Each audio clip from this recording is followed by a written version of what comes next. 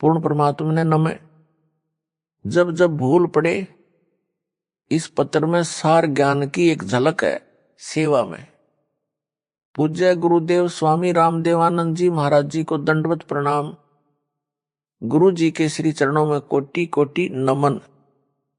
परमेश्वर कबीर जी के हीरे मोती लालो व सर्व संगत को दास का शुभ आशीर्वाद। आप सभी की अटूट श्रद्धा गुरुदेव के चरणों में सदा बनी रहे। आप भक्ति दान सेवा करके आजीवन मर्यादा का पालन करते हुए इस महाकष्टदायक यानी दुखालय, दुखों के घर काल ब्रह्म यानी ज्योति निरंजन के लोक से निकलकर अपने पिता के घर सतलोक में चले जाओ। आपको एक पत्र भेज रहा हूं। यह गुरुदेव स्वामी रामदेवानंद जी के लगाए बाग के पेड़ पौधों में लगे कीड़ों से रक्षा करेगा। यह स्प्रे का काम करेगा। काल के दूतों से बचाव के लिए रक्षा कवच बनेगा। इसको पढ़कर भी जो काल के भेजे दूतों से किनारा नहीं करेगा, वह परमेश्वर कबीर जी का हंस नहीं है, वह काल की फर्द में चढ़ा है। संत गरीबदास जी ने सब ओर से स्पष्ट कर रखा है। कहा है कि गरीब सटदल दोनों दिन का दिल में दोष ना धार। सतगुरु का कोई एक है काल का भरा संसार। अर्थात जो मार्गदर्शक गुरु पद पर परमेश्वर का भेजा संत है, उसे सांत्वना देते हुए कहा है कि जो परमेश्वर कबीर जी की शरण नहीं आते या आकर फिर काल के दूतों के खेमे में चले जाते हैं, उस कारण से महादुखी ना हो, उनके प्रति दोष दिल में ना मान कि इतना समझाने के बाद नरक में जा रहे हैं। जो 60 दल यानी जो 6 पंथ हैं, उस समय तक अन्य पंथ नहीं चले थे। गिरी पुरी नाथ वैष्णव आदि आदि तथा दोनों धर्मों हिंदू तथा मुसलमान के व्यक्तियों को काल ब्रह्म ने जकड़ रखा है। ये सब काल की फर्द में चढ़े हैं। सतगुरु का तो कोई कोई हंस यानी भगत तथा भगतमती है, वह दृढ़ रहेगा।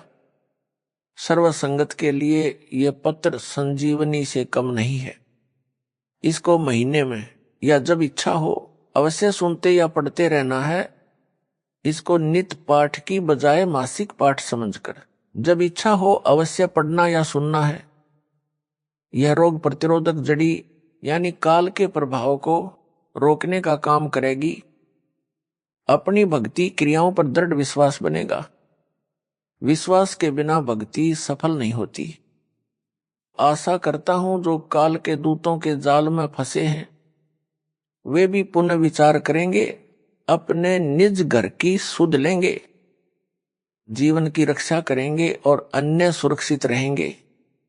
हे मानव शरीर प्राप्त प्राणियों, आपको अनमोल अवसर मिला है अपना कल्याण करवाने का। सब सद्ग्रंथ तथा सब पहुंचे हुए संत यानी परमात्मा प्राप्त संत तथा स्वयं परमेश्वर कबीर जी बताते हैं, जो उनकी अमर वाणी में अंकित हैं, कि मानो स्त्री पुरुष का जन्म दुर्लभ है, यह बार बार नहीं मिलता। जैसे प्रमाण मिलता है कागभूषण का, उसने यही बताया है कि मैंने अनेकों मानव जन्म बिना भक्ति के व्यर्थ किए। कुछ परिस्थिति ऐसी बनी जिस कारण से एक गुरु बनाया जो भगवान शिव का उपासक था। मेरे से भयंकर गलती हुई, मैंने अपने गुरु का खड़ा होकर सम्मान नहीं किया, जिस कारण से मेरे को भगवान शिव ने आकाशवाणी द्वारा श्राप दिया कि तूने अपने गुरु का अपमान किया है, मेरे लोक में आने योग्य तू नहीं है, तेरे को 1 लाख वर्ष तक नरक में डाला जाएगा। ये आकाशवाणी गुरु जी ने भी सुनी। गुरु जी को पता नहीं था कि इसने ऐसी गलती की है। तब गुरु जी ने कहा कि भगत परमात्मा शिव जी से क्षमा याचना कर। कागभूषण को साथ लिया। गुरु जी ने भगवान शिव से आंखों में पानी भरकर याचना की कि हे भगवान, बालक है, गलती हो गई, क्षमा करो। ऐसी प्रार्थना कई घंटों की। तब शिव ने कहा कि नरक में इसे जाना पड़ेगा, 1 लाख वर्ष तक इसको नरक में रहना भी पड़ेगा। परंतु इसके गुरु की प्रार्थना स्वीकार कर ली है। मैं अपने दिए श्राप को वापस नहीं ले सकता। मेरे आदेश से इसको यमदूत कोई कष्ट नहीं देंगे। ऐसा ही हुआ। 1,00,000 वर्ष नरक में रहकर उसे मानव जन्म मिला, क्योंकि उसको उसके गुरु ने दिल से नहीं उतारा था। कारण यह था कि कागभूषण ने गुरु से तथा प्रभु शिव से अपनी गलती की क्षमा याचना कर ली थी। कबीर जी ने कहा है कि कबीर हरि के रूठते गुरु की शरण जाए, कह कबीर गुरु रूठते हरि नहीं होत सहाय। यानी यदि राम रुष्ट हो जाए तो पूर्ण गुरु के पास जाए, वह सत साधना करवाकर कष्ट दूर करवा देता है।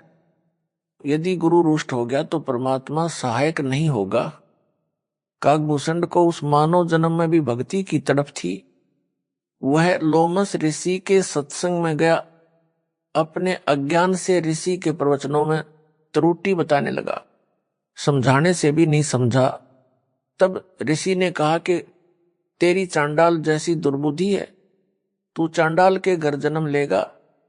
कागभूषण को अपनी गलती का एहसास हुआ कि मेरे पास मेरे तर्क का कोई शास्त्रोक्त प्रमाण नहीं था। मैंने ऋषि से विवाद नहीं करना चाहिए था। ऋषि के चरणों में गिरकर अपनी गलती की क्षमा याचना की। ऋषि द्वारा दिए श्राप को सुनकर क्रोध नहीं किया। मायूस होकर कहा कि ऋषिवर क्षमा करो। ऋषि ने कहा कि श्राप वापस नहीं हो सकता। फिर कागभूषण ने कहा कि हे देव, इतनी दया करो कि चांडाल बनकर भी मेरी भक्ति में आस्था कम न हो। तब ऋषि जी को उसे गिड़गिड़ाता देखकर दया आ गई और आशीर्वाद दे दिया कि तेरी भक्ति में लगन कम नहीं होगी। तब उसका जन्म कागभूषण रूप में हुआ। मुख काग यानी कौवे का, से शरीर देवता जैसा हल्के तेज का। उस कागभूषण वाले जन्म में उसे कबीर परमेश्वर जी सतगुरु रूप में जोगजीत नाम से मिले।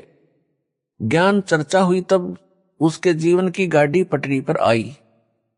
अब वह उस श्रेणी में है जिनको परमेश्वर कबीर जी सतपुरुष अपनी नजर में रखते हैं। उनको जैसे तैसे भक्ति से चार्ज करते रहते हैं। कागभूषण का मोक्ष किस युग में होगा? जब वह मानव होगा तथा पूर्ण समर्पित होकर पूर्ण सतगुरु जी से दीक्षा प्राप्त करके आजीवन मर्यादा में रहकर भक्ति सेवा तथा दान करेगा। इस संजय दिल्ली ने तो गुरु जी की आज्ञा का ही उल्लंघन सीना ठोक कर किया है। अपने आप गुरु बनने की कोशिश कर रहा है, आशीर्वाद देने लगा है, जो इसका चित्र गवाह है, जिसमें यह मुझ दास की नकल करके अंगुली अंगूठे से सटाकर आशीर्वाद दे रहा है। यह मुद्रा कबीर जी और मेरे गुरु जी तथा दास के अतिरिक्त कहीं देखने को नहीं मिलेगी। मेरे बाद जो नकली हैं वे बकवाद करके जीवन नष्ट कर सकते हैं। बालक बहुते प्यारा माँ का, उससे बढ़कर शिष्य गुरुओं का। अर्थात माता को बच्चा बहुत प्रिय होता है, गुरु को अपना शिष्य माता से भी अधिक प्रिय होता है। जो शिष्य बार बार गलती पर गलती करता है तो भी गुरु जी का प्रयत्न यही होता है कि किसी तरह यह सुधार कर ले, अपना मानव जीवन नष्ट ना करे। इसे ज्ञान नहीं है कि मानव जीवन कितना मूल्यवान है। मेरे को ज्ञान है, ये बालक है। जब बालक बार बार समझाने से भी नहीं मानता तो गुरु जी के पास एक ही विकल्प बचता है कि उस गंदे सेब को सेबों के ढेर से निकालकर कूड़े में फेंक दे। फिर उसे सूअर खाते हैं। दास का इस पत्र को लिखने का भी यही उद्देश्य है कि संजय दिल्ली अपना जीवन नष्ट ना करे, अब भी गलती की क्षमा याचना करके नाम शुद्ध करवाकर अपने मानव जीवन को धन्य बनाए, नरक में ना जाए।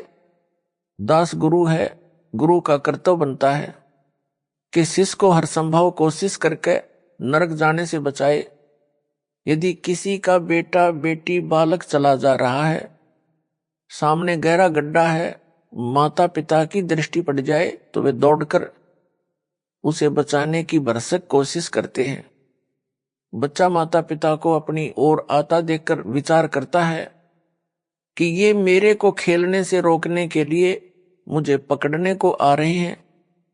वह और तेज चल पड़ता है। माता पिता के प्रयत्न के पश्चात भी गड्ढे में गिरकर जीवन से हाथ धो बैठता है। माता पिता के पास रोने पीटने के अतिरिक्त कुछ शेष नहीं रहता। दास बार बार पत्र लिखकर संजय दिल्ली व पवन जयपुर को पकड़ने की कोशिश कर रहा है, परंतु ये दोनों नरक वाले गड्ढे की ओर दौड़ रहे हैं। संजय को तो गुरु बनने की हवस लगी है। जो माँ बाप का कार्य है मानव समाज के साथ विश्वासघात है, गुरु जी के साथ विश्वासघात है। अब इसको मान बढ़ाई का रोग लग गया है।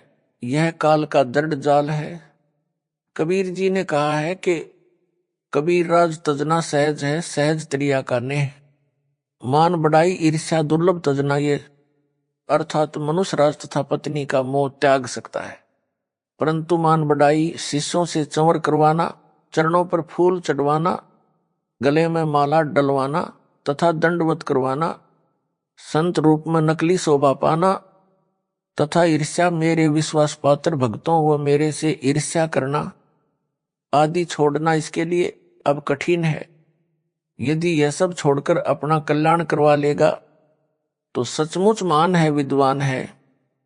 यदि क्षमा याचना नहीं करता है तो वास्तव में शैतान है। भोले भगत जो संजय दिल्ली से भ्रमित हैं, उनको भी इसी प्रकार विचार करना चाहिए जैसे उन भक्तों ने किया है जो इसके जाल से निकले हैं और वापस आकर नाम शुद्ध करवाकर अपना मानव जीवन नष्ट होने से बचा लिया है। दास ने पता करवाया कि जो भगत लौटे हैं उनसे पूछो कि कैसे समझ आई कि वह झूठा उपाखंडी है। उन्होंने बताया कि संजय दिल्ली कहता था कि मैं गुरु जी का सम्मान करता हूं। वो तो सही है, परंतु उनका भाई तथा कमेटी वाले गुरु जी से धोखा कर रहे हैं। जो दान का पैसा आता है उसे धर्म पर नहीं लगाते, अपनी जेब में भर रहे हैं। गुरु जी के लिए वकील नहीं कर रहे हैं। वे गुरु जी को बाहर नहीं आने देना चाहते। आप मेरा साथ दो, रुपए दो, मैं गुरु जी के लिए अच्छे वकील करूंगा, शीघ्र बाहर करवा दूंगा। हमने उस संजय को बहुत रुपए दिए, परंतु उसने कुछ नहीं किया। गुरुजी हिसार जेल में वह सत्संग करता था मेरठ में और कहता था कि जब तक गुरुजी को बाहर नहीं निकलवा दूंगा तब तक यहां मेरठ में हर सप्ताह सत्संग करता रहूंगा। उसकी ऐसी बातें अच्छी तो नहीं लगती थी, परंतु उसकी झूठ बहुत साफ सुथरी थी। हमारी बुद्धि पकड़ नहीं पा रही थी। जब गुरुजी का पत्र आया कि इसे पैसे ना दो, इसने 50 लाख रुपए भक्तों से वकील करने के नाम पर ठग लिए हैं तथा इसको यानी संजय को गुरुद्रोही घोषित कर दिया है। उसने यानी संजय ने कहा कि यह गुरु जी का पत्र नहीं है, उनके भाई ने झूठा पत्र उनके नाम से भेजा है। हमें पत्र में लिखी भाषा गुरुजी के भाई की नहीं लगी, क्योंकि हम आश्रम में जाते थे तो उनका भाई एक कमरे में बैठकर शंका का समाधान किया करता। हमने कई बार उनके पास बैठकर उनका ज्ञान सुना। ज्ञान वही गुरुजी वाला था, परंतु जो प्रवचन की भाषा गुरुजी की है तथा जो पुस्तकें गुरुजी ने लिखी है वह भाषा पत्र की भाषा से पूर्ण रूप से मिलती है, उनके भाई की भाषा से नहीं मिलती। संजय दिल्ली अब स्वयंभू गुरु बनकर आशीर्वाद देने लगा। यह बात हमें खटकी कि हमारा गुरु भाई हमारा गुरु कैसे हो सकता है। इसे नाम देने का अधिकार भी गुरुजी ने नहीं दे रखा। यह सच में ढोंगी व झूठा है। उसी दिन से इसे गलानी हो गई। हमारी किस्मत अच्छी थी कि हमने नाम शुद्ध करवाकर अपने को नरक जाने से बचा लिया। अन्य गुरु भाई तथा बहनों से भी निवेदन करते हैं कि इसके जाल से निकलो और अपने गुरु जी की शरण में दोबारा आ जाओ। इसे भी साथ ले आओ, इसको भी नरक जाने से बचाओ। स्वयंभू गुरु बनकर ये 100-200 का जीवन नष्ट करेगा, अपना तो कर ही रहा है। जिन्होंने संजय को आश्रम के लिए जमीन दी है उनसे निवेदन है कि इस जमीन को गुरुजी की आज्ञा लेकर नामदान केंद्र के लिए दे दे। पाप से बचे उन भक्तों ने यह भी बताया कि संजय ने गुरुजी की आवाज की प्रथम मंत्र की ऑडियो रिकॉर्ड करके रखी हुई है। जब कोरोना महामारी के कारण गुरुजी की आवाज से ऑनलाइन नाम दिया जाता था, तो संजय ने रिकॉर्ड कर ली। अब यह उस ऑडियो से नाम दिलाता है। इसका उत्तर यह है कि संजय दिल्ली को नाम देने तथा दिलाने का आदेश दास ने दे ही नहीं रखा, इसलिए इसके द्वारा दिलाई दीक्षा कोई काम नहीं करेगी। यह भूत भगाने को अपनी शक्ति का चमत्कार बताकर मूर्ख बना रहा है। इसका खंडन आगे विस्तार पूर्वक किया है। नाम मेरी आवाज से दिलाता है, तो यह तो उनका गुरु भाई हुआ, फिर यह आशीर्वाद उनको किस लिए देता है? गुरु भाई आशीर्वाद देता है तो उसका बेड़ा गर्क होता है। उसने उनका नाम भी खराब कर दिया और अपना भी, इसीलिए तो इसको अज्ञानी कहा है। यदि ज्ञान होता तो यह बकवास ही नहीं करता। परमात्मा की आत्माओं के साथ इतना बड़ा धोखा नहीं करता, उनकी मर्यादा भंग नहीं करवाता। यह नकली गुरु नहीं बनता। यह कहता है कि कमेटी वाले सारा दान आप रख लेते हैं, धर्म नहीं लगाते। हे भगत जनों, यदि इस पापी की इस झूठ को सच्चा माने तो भी वे केवल धन हानि कर रहे हैं। धन तो परमात्मा और दे देगा, लेकिन यह संजय तो उनके मानव जीवन को ही नष्ट कर रहा है। गुरु से दूर करके काल के जाल में फंसा लिए, घर के छोड़ेगा ना घाट के। प्रमुख सेवादारों को उन भक्तों ने बताया जो संजय दिल्ली से भ्रमित हो गए थे और सच्चाई जानकर लौट आए हैं। नाम शुद्ध करवा लिया है। प्रमुख सेवादारों ने मुझ दास को बताया। वापस लौटे भक्तों द्वारा बताए गए कुछ पाखंड जो संजय दिल्ली करता है, वह भ्रम फैलाता है, उनका खंडन करता हूं, जो इस प्रकार है। संजय दिल्ली कहता है कि मेरे आश्रम में चाय नहीं बनेगी, आश्रम में दवाई नहीं रखी जाएगी, मेरे आशीर्वाद से वैसे ही रोग ठीक हो जाते हैं। उत्तरदास का जिसको दूध पीने को मिले चाहे कितनी बार पिए, दही खाने को मिले, हलवा व खीर प्रतिदिन खाने को मिले, उसे चाय की क्या आवश्यकता है? यह भक्तों के दान किए रुपयों से मौज मस्ती कर रहा है। रही बात दवाई आश्रम में ना रखने की, यह कुछ दिन का ड्रामा है। एक समय ऐसा आएगा यह स्वयं दवाइयां खाएगा। एक ऐसा ही पाखंडी था, वह भी सरेआम सत्संगों में प्रवचन करते समय दावा करता था कि मैं कभी रोगी नहीं होऊंगा। यदि मैं रोगी हो जाऊं और दवाई खाऊं तो मेरे मुंह में मूत देना। उस समय आयु 30-35 वर्ष की थी। कुछ दिन पश्चात उसको रोग घेरने लगे। उसका एक डॉक्टर शिष्टा गुप्त रूप से उससे इलाज करवाता रहा। आम संगत को पता नहीं चला, उसकी झूठ कामयाब रही। जब 60 वर्ष की आयु में प्रवेश किया तो और अधिक बीमार हो गया। फिर दवाई ने भी काम नहीं किया, भुगत कर मरा।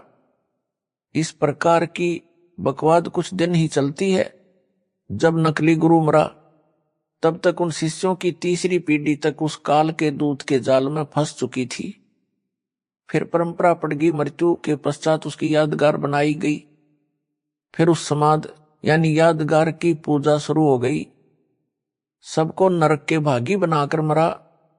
संजय दिल्ली ने कुछ संगत को कुछ दिन यह कहकर बरगलाया कि गुरुजी तो सही हैं, उनका भाई तथा कमेटी के सदस्य तथा उनके आसपास जो कि सेवा में रहते थे वे गलत हैं। वे दान का सारा पैसा अपनी जेब में रख लेते हैं। गुरुजी को जेल से बाहर नहीं निकलने देना चाहते। आप संगत वाले मेरा साथ दें, रुपये दो, मैं गुरुजी को बाहर लाऊंगा। इस प्रकार की बातों से बहुत सारे अनुयायी जो नए नए तथा कुछ पुराने भी उसके बहकावे में आ गए। मेरे द्वारा नियुक्त विश्वास पात्र भक्तों को दान देना भी बंद कर दिया। उस समय वह संजय पाखंडी 50 लाख रुपये भक्तों के दान के ले गया। एक भी वकील नहीं किया आज तक।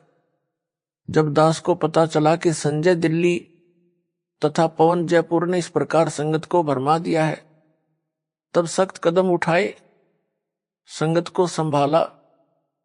दास ने जेल जाने की लीला यह देखने के लिए की है कि मेरे सतलोक जाने के पश्चात संगत वाले इस अनमोल मिशन को कैसे चलाएंगे। अब तो दास संसार में है, जो भी त्रुटि अनुयायी करेंगे उनको समझाकर सीधे मार्ग पर ले आऊंगा। यदि कोई भगत या भगत मति समझाने के पश्चात भी सुधार नहीं करेगा तो वह हमारे काम का नहीं है, वह तो चेडू है। चेडू क्या है यह बताता हूं। दूध से दही और दही से मक्खन बनता है। मक्खन अधिक समय ठीक नहीं रहता, इसलिए उसे गर्म किया जाता है। गर्म करने के पश्चात जो लस्सी घी में होती है वह ऊपर आ जाती है, जो कई दिन घी में रहने से खराब हो जाती है। वह लस्सी नहीं कही जाती, उसे हरियाणा में चेडू कहते हैं। यानी बेकाम का पदार्थ होता है। उसको एक बर्तन में डालकर उसमें ठंडा पानी डालकर कुछ देर छोड़ दिया जाता है। यदि थोड़ा बहुत घी उसमें रह गया होता है वह जम जाता है।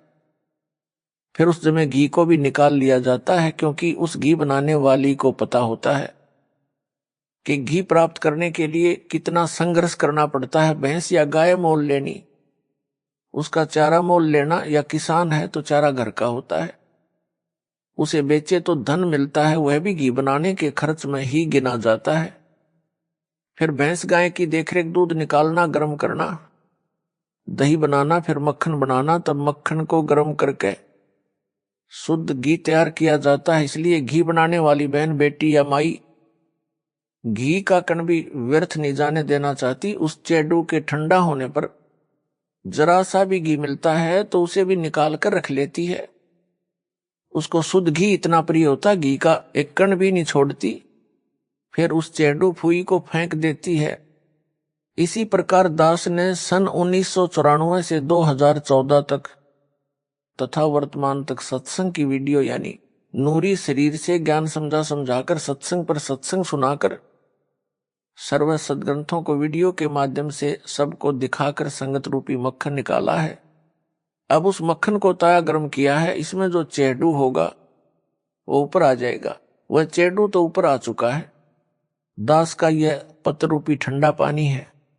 यदि कोई कण यानी अच्छी आत्मा उस चेडू में होगी उसे निकाल लूंगा, क्योंकि दास को शुद्ध घी यानी भगत आत्माएं जान से भी प्यारी हैं। उनके लिए भटक रहा हूं, दूसरी बार बिना दोष के जेल में हूं, परंतु आशा करता हूं कि एक दिन सत्य की जीत होगी। परमेश्वर कबीर जी से कुछ नहीं छिपा है। मुझे चाहे कितना कष्ट मिले, परमात्मा की आत्माएं काल के जाल से निकले, अपना कल्याण करवाकर अपने निज घर सतलोक में चली जाएं। दास आपको मासुखी देखना चाहता है, मुझे अपने कष्ट की कोई परवाह नहीं है, परंतु जो मन में बांस उपजा है इससे डर लग रहा है। गरीबदास जी ने कहा है कि संगत माही कुसंगत उपजा, जैसे वन में बांस। आप घिस घिस आग लगाया करें वनखंड का भी नाश, अर्थात जैसे वन में अन्य फलदार व कीमती लकड़ी वाले पेड़ों के साथ साथ बांस भी उग जाता है। तेज हवा चलने पर बांस एक दूसरे के साथ टकराते हैं, उस घर्षण से जंगल में आग लग जाती है, जिससे पूरे जंगल के फलदार पेड़ भी जलकर नष्ट हो जाते हैं। यह संजय साकट तथा पौन जयपुर वही कुसंगत उपजी है। कुछ संगत के भगत भी इनके साथ लगे थे। जब दास को पता चला कि संजय व पौन नाम के दो जालिम संगत में आग लगा रहे हैं, तब सब संगत को आदेश दिया कि इनका साथ छोड़ दो। जिन भक्तों को मैंने जिम्मेदारी दे रखी है उनकी बातें मानो। दान के सब पैसों का हिसाब दास के पास आता है, एक पैसा भी गलत प्रयोग नहीं हो रहा। कमेटी वालों ने सब हिसाब बनाकर संगत के पुराने भक्तों को दिखाया। इतना रुपया आज तक दान में मिला है, इतना वकीलों व भक्तों के घर सहायता तौर पर दिया गया है। संगत बहुत समझदार है, वह तुरंत मान गई और दास ने संजय दिल्ली तथा पवन जयपुर को गुरुद्रोही घोषित कर दिया। फिर तो सब संगत उनसे किनारा कर गई। कुछ भोले नए भगत थे, वे अभी तक इस जालिम संजय की बातों में फंसे हैं। उनको सतर्क करने के लिए यह पत्र भेजा है। आशा करता हूं कि बुद्धिमान भगत भगतमती इस पत्र को पढ़कर इसकी असलियत से परिचित होकर इससे दूर हो जाएंगे, नाम शुद्ध करवाकर अपना मानव जीवन धन्य बनाएंगे। संजय साकट दिल्ली के खेमे को छोड़कर आए भक्तों ने जो और जानकारी दी थी उसका खंडन आगे और करता हूं। संजय दिल्ली अपने को श्री सिख गुरु नानक देव जी की आत्मा बताता है, यह सफेद झूठ है। यदि वह श्री नानक जी वाली आत्मा है तो इससे सिद्ध हुआ कि श्री नानक जी का मोक्ष नहीं हुआ है। वह जन्म मरण के चक्कर में पड़ी है, जो वर्तमान में संजय रूप में जन्मी है। मोक्ष प्राप्त प्राणी वह है जो कभी लौटकर संसार में कभी जन्म न ले। श्री नानक जी को स्वयं सतपुरुष कबीर साहिब कबीर देव बेई नदी पर स्नान के समय मिले थे, सतलोक लेकर गए थे, फिर पृथ्वी पर उसी शरीर में छोड़ा था कि कबीर धानक यानी जुलाहा सतपुरुष है, करतार यानी सबका सृजनहार यानी उत्पत्ति करता है। यदि श्री नानक जी परमात्मा से दीक्षा लेकर पार नहीं हुए तो क्या यह गुरुद्रोही बनकर पार हो जाएगा? कभी नहीं। संजय दिल्ली अपने को श्री नानक देव यानी सिख धर्म प्रवर्तक वाली आत्मा बताता है और इसको मूल ज्ञान गुप्त ज्ञान है। तो मेरे पास टिंडे लेने आया था, पहले ही अपना पंथ चला लेता। कोई झूठ बकना इसका मकसद है। भोले भक्तों को भ्रमित करके गुरु स्वयं ही बना है। प्रेत योनि में जाएगा। जो परमात्मा कबीर जी ने अध्यात्म ज्ञान श्री नानक जी को बताया था, वह सिखों के गुरु ग्रंथ साहिब में अंकित है। वही ज्ञान दास बता रहा है। श्री नानक वाली आत्मा इससे भिन्न ज्ञान कौन सा बताएगी? इससे भिन्न जो भी ज्ञान है वह अज्ञान है। काल के दूत की पहचान। जिस समय जोगजीत रूप में आए परमेश्वर कबीर जी से काल ज्योति निरंजन ने विवाद किया था, तब काल ने कहा था कि आप एक सच्चा कबीर पंथ चलाओगे, उससे पहले मैं 12 पंथ चलाऊंगा, 12 अपने यानी काल दूत भेजूंगा, जो सत्संग में तो तेरी वाणी यानी साखियों शब्दों चौपाइयों आदि बोलेंगे, परंतु उनका अर्थ गलत बनाकर सारी जनता को गुमराह करेंगे। उन 12 पंथों के पश्चात और अनेकों पंथ अपने दूत भेजकर चलाऊंगा, सब जीवों को भरमाऊंगा। उन काल के चलाए पंथों के गुरुजन वर्तमान तक कबीर जी की वाणियों का गलत अर्थ करके जनता को भ्रमित कर रहे हैं। संजय दिल्ली भी यही कर रहा है।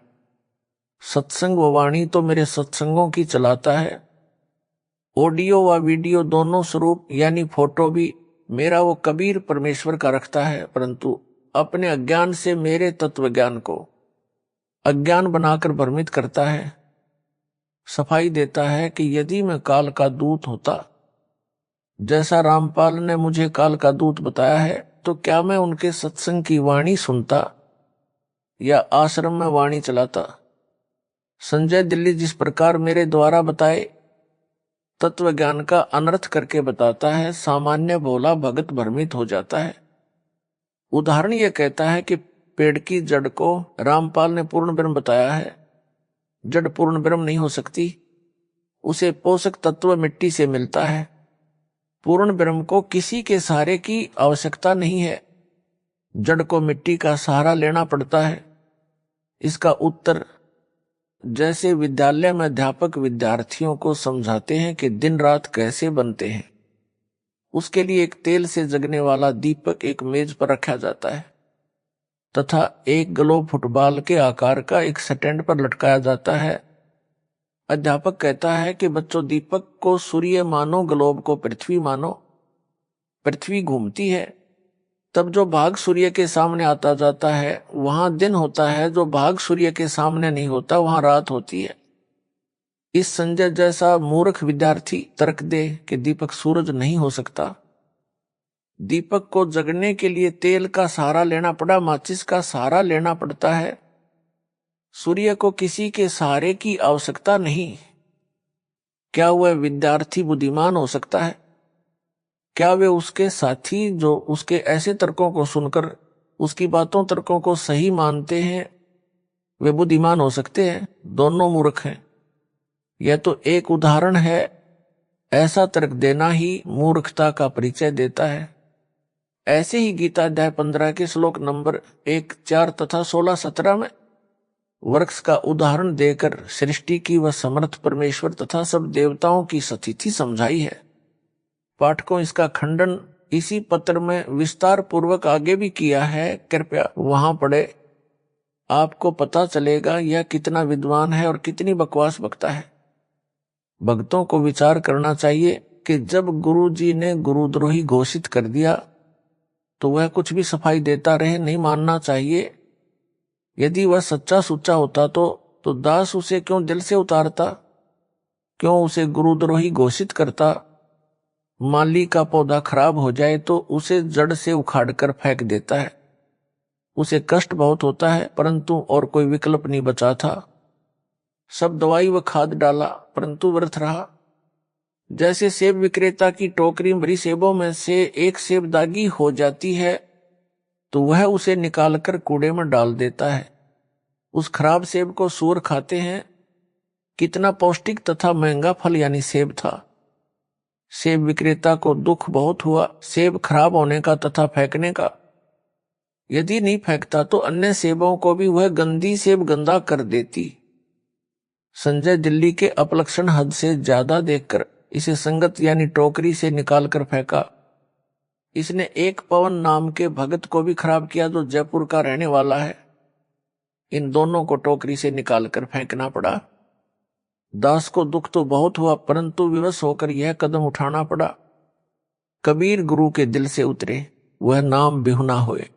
जाको काल घसीट ही राख सके ना कोई। मानुष जन्म पाए कर खोए, गुरु विमुखा जुग जुग रोवे। गुरु से करे कपट चतुराई, सो हंसा भाव भर में आई। गुरु से कपट शिष्य जो राख है, यमराजा के मुख दर चाख है। संजय साकट कहता है कि रामपाल तो सतगुरु है। वह न संत है, न भगत है, न दास है। मैं दास भगत संत हूं। सारी संगत रामपाल को भगवान यानी साहेब मानती है। रामपाल सतगुरु है, भगत दास संत नहीं है। रामपाल ने 13वें पंथ के विषय में बताया है कि 13वें पंथ से सब अंधियारा हटेगा, वह संत भगत दास होगा। मैं यानी संजय ही वह संत भगत व दास हूं। रामपाल तो सतगुरु है। उदाहरण देता वाणी से, सतगुरु साहेब एक शरीरा। सतगुरु और साहेब यानी भगवान तो एक है। सारी संगत रामपाल को भगवान यानी साहेब मानती है, इसलिए साहेब और सतगुरु एक है। इसलिए रामपाल सतगुरु सिद्ध हुआ। अंधेरा तो भगत दास संत से हटेगा तथा सबका कल्याण होगा। वह मैं यानी संजय हूं। रामपाल को तो संगत भगवान यानी साहेब मानती है। फिर यह भी कहता है कि रामपाल भगवान नहीं हो सकता, इसने मां से जन्म लिया है। और यह भी कहता है रामपाल साहेब यानी भगवान है। साहिब और सतगुरु एक है, इसलिए रामपाल अज्ञान अंधेरा नहीं हटा सकता। अज्ञान अंधेरा तो दास भगत संत हटाएगा। वह मैं यानी संजय हूं, इसलिए रामपाल सतगुरु सिद्ध हुआ। इसको कहते हैं हुआ बाई बकदा, बिना सिर पैर की बातें। उस साकट से कहा जाए कि इससे आगे भी बोले, सतगुरु बिना ना लागे तीरा। पूर्ण चौपाई इस प्रकार है, सतगुरु साहेब एक शरीरा, सतगुरु बिना ना लागे तीरा। इसका अर्थ यह बनता है, सतगुरु व परमात्मा एक ही शक्ति होते हैं। सतगुरु के बिना न लागे तीरा का अर्थ है कि भवसागर के दूसरे तीर यानी किनारे नहीं जा सकता, यानी संसार से पार नहीं हो सकता।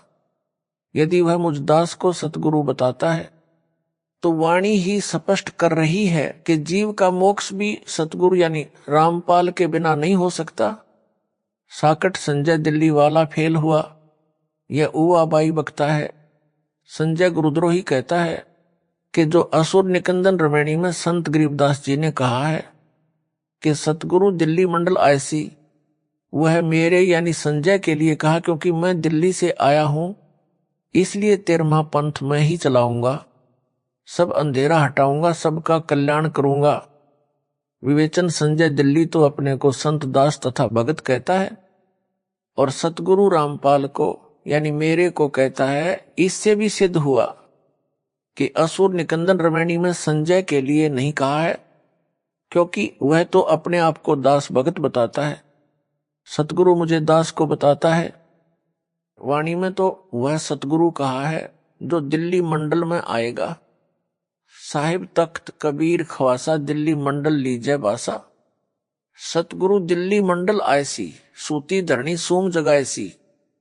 अर्थात कबीर साहिब सतपुरुष के तख्त सिंहासन के पास रहने वाला, उनके सतलोक दरबार का खवास नौकर यानी दास दिल्ली मंडल दिल्ली के आसपास निवास करेगा यानी जन्म लेगा। रमैणी में दिल्ली नगर नहीं कहा है। साकट गुरुद्रोही संजय तो दिल्ली नगर में जन्मा है।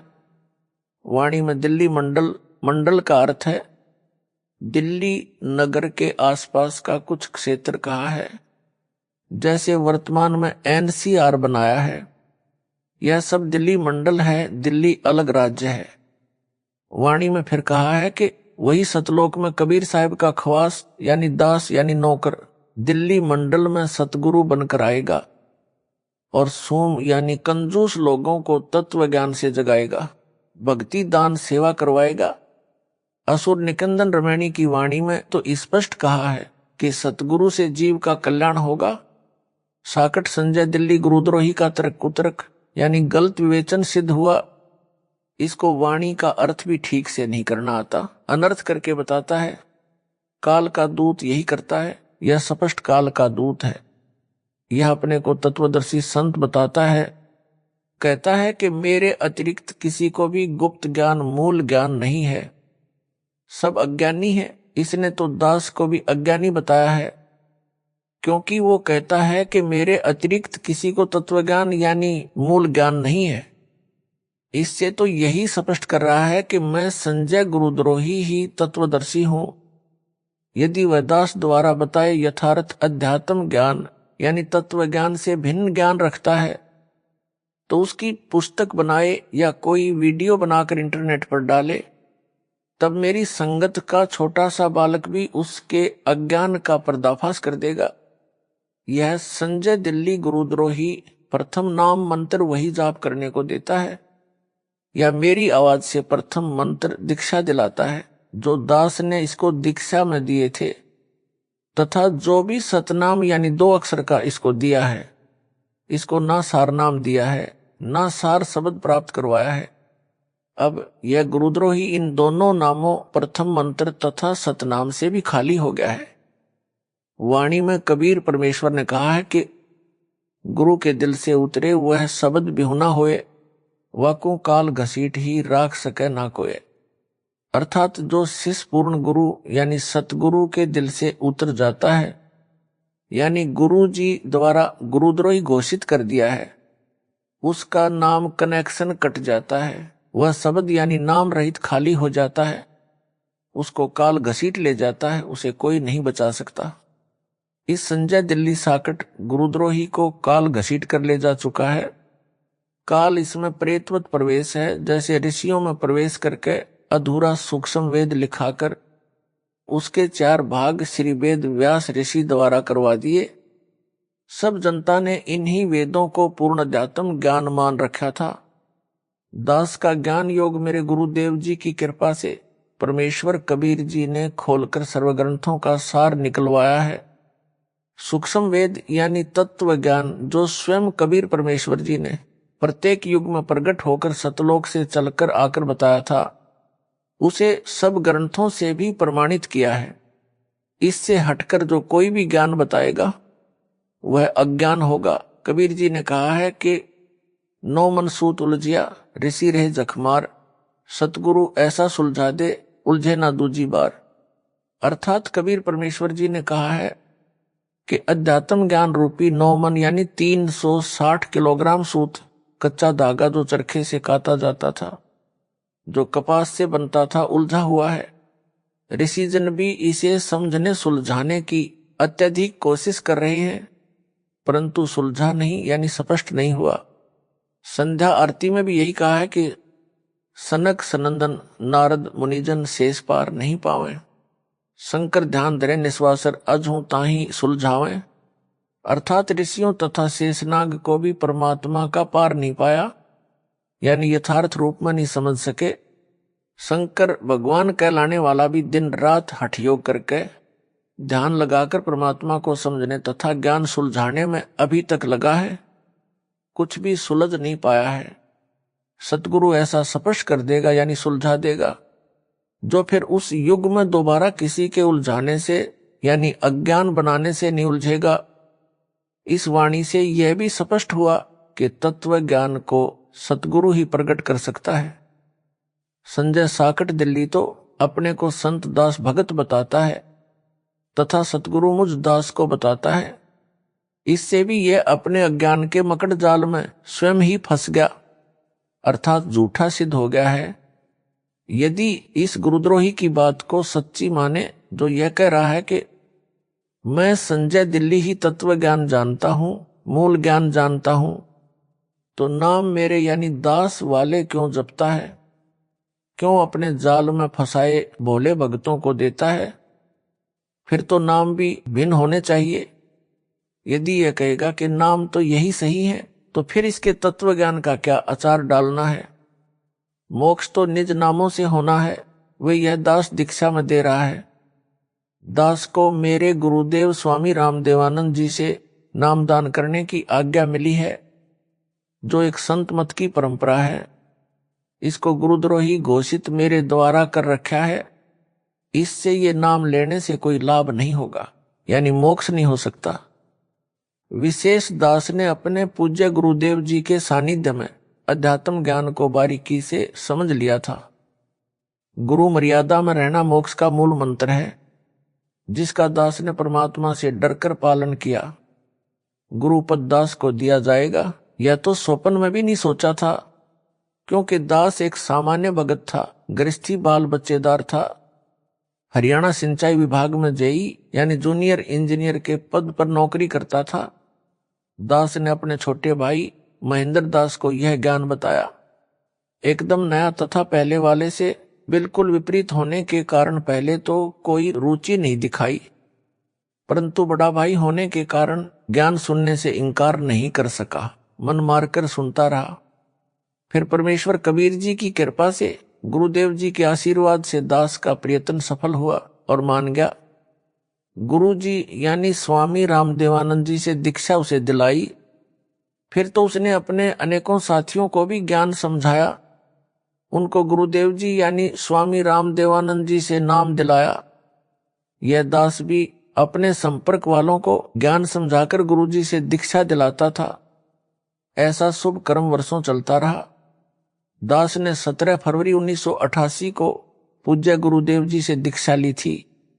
सन 1994 तक सबको गुरुदेव जी से दीक्षा दिलाया करता। एक दिन नए भक्तों को नाम दिलाने के लिए गुरुजी के पास गया। भगत महेंद्र दास भी मेरे साथ थे। समागम चल रहा था। गुरुजी के आसपास बहुत सारे भगत बैठे थे। गुरुजी उनमें से किसी की फरियाद सुन रहे थे। हम सब भक्तों के पीछे बैठ गए।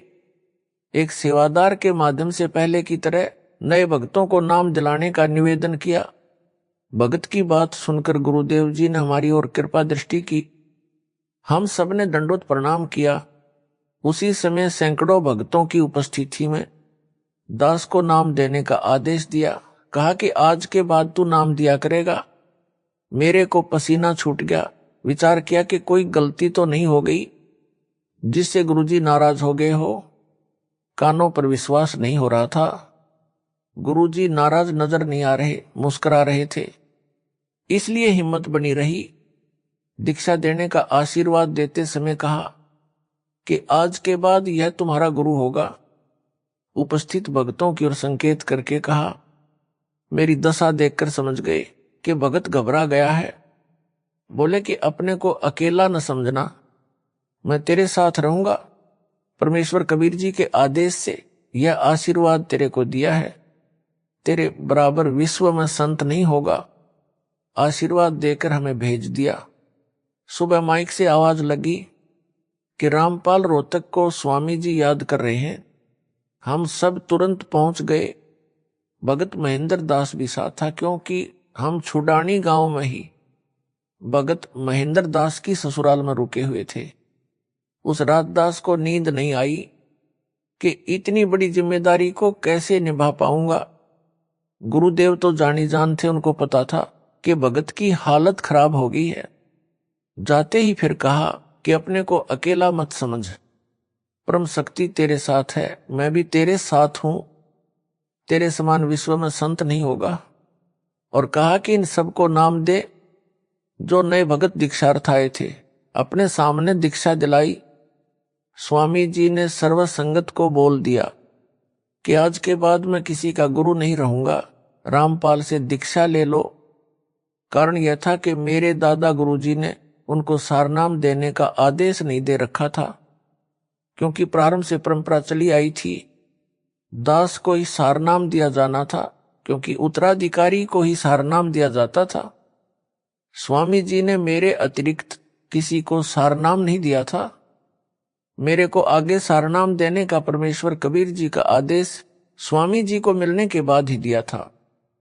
कहा था कि पूरी परीक्षा करके ही सारनाम अनुयायियों को देना, तेरे को परमात्मा कबीर जी का भी संकेत आएगा, तब तक सारनाम ना देना। यह सब निर्देश बाद में दास को अकेले को तलवंडी बाई जिला फिरोजपुर पंजाब में आश्रम में दिया था। जब दास अकेला ही उनसे मिलने पहुंचा था, स्वामी रामदेवानंद जी गुरु महाराज जी का वचन फला है जो आज आपके सामने है। विश्व में ज्ञान छा गया है। जो स्वयंभू गुरु बने हैं उनको अध्यात्म का खा का भी ज्ञान नहीं। कितना भार सिर पर लिए हैं। यह संपूर्ण अध्यात्म ज्ञान का टोटा है। जो नकली गुरुओं का जीवन नष्ट करता है, उसके चेलों चेलियों का भी तर्क गुरु के अनुयायियों की जिम्मेदारी गुरु पर होती है, गुरु के सिर पर भार होता है। जब कबीर परमेश्वर जी ने देखा था कि 64 लाख अनुयायी पटरी से उतर गए थे, गुरु की आज्ञा को भी अनदेखा करने लगे थे, वे सारनाम योग्य नहीं थे, तो अपने सिर से भार उतारने के लिए लीला की थी। काशी नगर की प्रसिद्ध गणिका को हाथी पर बैठाकर बोतल में गंगाजल भरकर लोग उसे शराब मान रहे थे, पीने लगे। शराबी जैसी हरकत करते हुए गणिका के गले में बांह डालकर मुख्य बाजार में घूमने लगे थे। यह दृश्य देखकर 64 लाख गुरु विमुख हो गए थे, गुरुद्रोही नहीं हुए थे। उन सब का भार परमात्मा ने अपने सिर से उतारा। संत गरीबदास जी ने कहा है कि गरीब भड़वा भड़वा सब कहें, कोई ना जाने खोज, दास गरीब कबीर करम बांटत सिर का बोझ। अर्थात काशी के लोग तो निंदा करने लगे, कह रहे थे कि यह तो बड़वा यानी बेशरम हो गया, सरेआम बुरे कर्म करने लगा है। सब शिष्यों ने वह साधना त्याग दी, पहले वाली करने लगे जैसे राबी ने त्यागी थी। कबीर जी भारमुक्त हुए। इसी प्रकार पूज्य गुरुदेव स्वामी जी ने यह कहकर सिर का भार उतार दिया कि आज के बाद मैं किसी का गुरु नहीं रहूंगा। पहले वाले भी रामपाल से नाम ले लो, परंतु दुर्भाग्य है उन पहले वालों का अधिकतर ने दास से दीक्षा नहीं ली। जो नए थे हमने नाम गुरुजी से दिलाया था, उन्होंने दास से दीक्षा ली। परमेश्वर कबीर जी ने अपने परम शिष्य गरीबदास जी को काल के साथ आंख में चोली खेलने की भविष्य की सब रणनीति बता दी थी। संत गरीबदास जी ने अपने एक शिष्य शीतलदास को सारनाम जाप को दिया था। उसे समझा दिया था कि केवल परम शिष्य को सारनाम देना है, वह केवल अपने उत्तराधिकारी को सारनाम देते रहेंगे। अगला निर्देश मेरा यानी कबीर जी का आएगा, उसके बाद संगत को देना प्रारंभ करना है। उसी आदेश के अनुसार यह सारनाम गुप्त रखा था। 1 मार्च सन 1997 को दास को परमेश्वर कबीर जी मिले। सारनाम देने का सही समय बताकर सारनाम देने का आदेश दे गए। दास से पहले मेरी गुरु प्रणाली के संतों को छोड़कर किसी कबीर पंथी या गरीबदास पंथी को सारनाम तो दूर है, सतनाम का भी ज्ञान नहीं था। सार शब्द तो अभी तक रहस्य में रखा है। सारनाम भी लंबी परीक्षा के बाद दिया जाता है। जो काल के दूत होते हैं वे पहचाने जाते हैं। जैसे यह संजय सारनाम मिलने से पहले ही पिछन गया कि यह काल का दूत है। गुरु बनना खाला जी का घर नहीं है। गुरु जी के आदेश के पश्चात नाम देने से तथा सारनाम देने से शिष्यों का भार नहीं रहता। जो केवल सतनाम या प्रथम नाम के पश्चात मृत्यु को प्राप्त हो जाते हैं, गुरुद्रोही नहीं होते हैं, तो उनको वर्तमान में तुरंत मानव जन्म मिलेगा, पूरी दीक्षा मिलेगी, वे मोक्ष प्राप्त करेंगे। 1000 वर्ष तक यह वीडियो से दीक्षा दी जाती रहेगी। अब किसी का भार दास पर नहीं रहेगा। जो स्वामी जी के शिष्य थे वे भक्ति से चार्ज किए गए थे। प्रथम मंत्री अधिकतर को दिया करते थे, किसी किसी को सतनाम देते थे। दास को प्रथम व द्वितीय नाम एक साथ दिया था, सारनाम एक हफ्ता बाद दिया था। उस समय दास को उपरोक्त योजना की जानकारी दी और बताया कि ये जितने पहले वाले शिष्य हैं ये तो केवल भौतिक सुख ही मांगते हैं, वो इनको संपत्ति यानी संतान दे रखा है, केवल तू ही एक ऐसा मिला जिसने मोक्ष मांगा। दास ने कहा कि दीन दयाल, भौतिक सुख यानी संतान नौकरी आपने पहले ही दे रखा था, आपके ज्ञान के पश्चात इसकी इच्छा भी नहीं रहती, इसलिए एक मोक्ष की ही भीख दास आपसे मांगता है।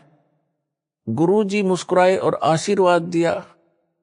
यह परमेश्वर कबीर जी की प्रीप्लान पूर्व निर्धारित योजना थी। समझा है तो सिर धर पाऊं, बहुर नहीं रे ऐसा दाव। 17 फरवरी 1970 से 17 मई 1995 तक 18 वर्ष नौकरी करके त्याग पत्र देकर सतगुरु जी के आदेश का पालन करने के लिए छोटी सी नौकरी त्याग दी, जो एकमात्र निर्वाह का साधन था। 2 बच्चों लड़के तथा लड़की का विवाह सन 1994 में किया था। 2 बच्चे, एक लड़की एक लड़का छोटे थे, पढ़ रहे थे। राम हवाले छोड़कर सतगुरु जी के चरणों में समर्पित हो गया, मुड़कर घर नहीं गया। परमेश्वर के हंसों तथा हंसनियों यानी भक्तों भगतमतियों को सच्चे परमात्मा का सच्चा ज्ञान देकर सच्ची भक्ति बताई। सतगुरु जी के आशीर्वाद से दास का त्याग रंग लाया। बच्चे भी परमेश्वर ने पाले व पढ़ाए, दास को अपनी नौकरी दी, दास का कल्याण किया, सतलोक का निवासी बना दिया। विश्व में इस ज्ञान का कोई सानी नहीं। सब ग्रंथों का सार निकालकर भगत समाज के समक्ष रख दिया। असंख्यों वर्षों का उलझा ज्ञान सुलझ गया। जिनको मोक्ष चाहिए आओ और अपना जन्म सफल बनाओ। गरीब ज्यों बच्चा गऊ की नजर में, यूं साईं को संत, भक्तों के पीछे फिरे भगत वत्सल भगवंत। यह कहावत दास के ऊपर चित्रार्थ हुई। दास ने भक्तों के सहयोग से गांव-गांव नगर-नगर में जाकर सत्य ज्ञान सत्य साधना की अलख जगाई। गुरुदेव के आशीर्वाद ने सब कार्य किया। सन 1996 में किसी भगत के रिश्तेदार ने एक गज यानी 85 वर्ग गज में बनी एक कमरा, बरेंडा, रसोई, बाथरूम तथा लैट्रिन, कुछ आंगन वाली छोटी सी कुटिया कुछ समय के लिए प्रयोग करने के लिए दी। यह कुटिया उसने स्वयं खरीदकर अपने पाखंडी गुरु को बनाकर दे रखी थी, जो बाद में धोखेबाज निकला। जो मेरे पूज्य गुरु जी के पास रहता था, भगवान वेश भी ले रखा था, गुरु के साथ भी धोखा करके भागा था, गुरुद्रोही बना था। कुटिया दान करने वाला हमारा भगत नहीं था, उस पाखंडी का भगत था, जिस कारण से वह किसी बाबा पर विश्वास नहीं करता था। हमारे भगत के कहने पर वह कुटिया उधारी दी थी। जब भगत ने पूर्ण विश्वास दिलाया, तब परम पूज्य गुरुदेव स्वामी राम देवानंद जी के 3 आश्रम पंजाब राज्य में, खन्ना, मोगा तथा तलवंडी भाई की, तथा एक आश्रम नजफगढ़ दिल्ली में था, जहां पर दास को दीक्षा की भीख मिली थी। उस समय दास ने उनकी सेवा में एक भगत भेज रखा था। भगत ने बताया कि दादा गुरुजी ने अपने निजी सेवादारों को बुलाया और बोले कि मुझे हरियाणा ले चलो रामपाल के पास। आयु बहुत हो चुकी थी, लंबा सफर करना उचित ना था। भक्तों ने निवेदन किया कि आपका लंबे सफर में जाना उचित नहीं, परंतु एक नहीं सुनी। सन 1996 में 13 दिसंबर से 19 दिसंबर तक उसी जींद कुटिया के पास खाली प्लाटों में, जो किसी किसी के थे, निर्माण नहीं किया था, प्रथम खुला पाठ 7 दिन का किया जा रहा था। परमात्मा 12 दिसंबर 1996 को ही जींद कुटिया में आ गए। दास देखकर आश्चर्यचकित तथा बहुत खुश हुआ, दंडवत किया। भगत जन